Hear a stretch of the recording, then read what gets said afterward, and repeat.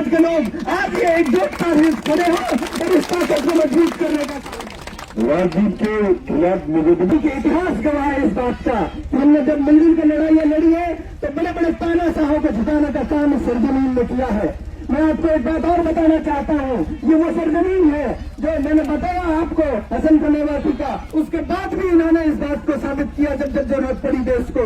आजादी की लड़ाई में ये इतिहास है, ये और लिखित इतिहास है, ये रिकॉर्ड की बात कर रहा हूँ। आजाद भारत में 1857 की क्रांति में इतनी कुर्बानियां किसी ने नहीं दी जितनी मेवात इलाके ने अकेले ने कुर्बानी किसी जिले ने दी पूरे देश के अंदर। ये इतिहास है हमारा और मैं आपको यकीन दिलाना चाहता हूँ, इस पर मोहर लगाई जब आदरणीय महात्मा गांधी जी इस देश की बुनियाद जिस आदमी ने रखी, वो जब मेवात आए 1947 के समय में।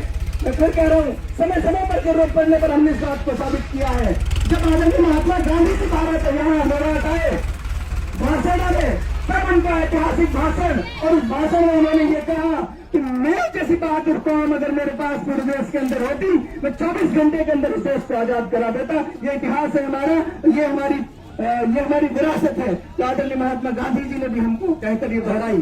और उन्होंने कहा कि जब तक मेवात के इलाके के लोग दिल्ली के आसपास बस रहे हैं, जब तक दिल्ली की तरफ कोई आंख उठाकर नहीं देख सकता। साथियों, मैं आपसे कहना चाहता हूं, आज उस मेवात के ऊपर संकट है। आज उस मेवात को आरएसएस और बीजेपी अपनी लेबोरेटरी बनाना चाहती है, अपनी प्रयोगशाला बनाना चाहती है। इसलिए आपसे कह रहा हूं, राजेंद्र गुड़ा साहब, हमारे पंडित जी और सरदार साहब, ये सब लोग जो है, इस देश की खूबसूरती यही है कि हम अनेक अनेक होते हुए भी एक हैं। हम अनेकता में एकता हमारी देश की इसकी खूबसूरती रही है।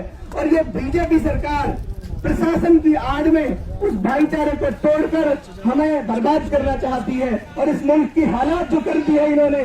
मैं सीए भी हूँ प्रोफेशन से, उस नाते बता रहा हूँ आपको, हमारा देश इकोनॉमिक फ्रंट में भी पूरी तरह फेल है। पूरी दुनिया के अंदर हम जलील और खुआर हो रहे हैं। हमारी इकोनॉमिक कंडीशन इतनी बुरी है कि वो किसी भी दिन कोलैप्स हो जाएगी।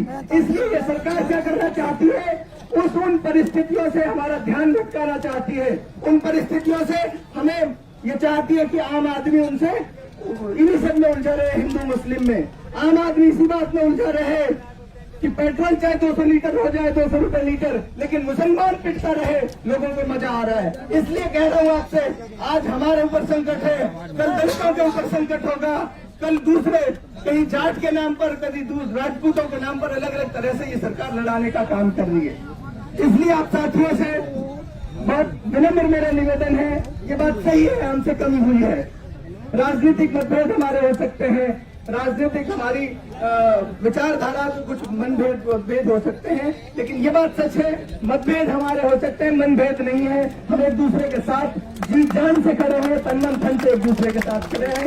और जो कभी कोताहियां हमसे हुई है, मैं एक छोटा सा आपका भाई होने के नाते, आपका छोटा सा समाज का हिस्सा होने के नाते आपसे कह रहा हूँ, मैं कोई बड़ा नेता नहीं हूँ, मैं समाज का हिस्सा होने के नाते कह रहा हूँ, हमसे कमी हुई है, हमसे चूक हुई है।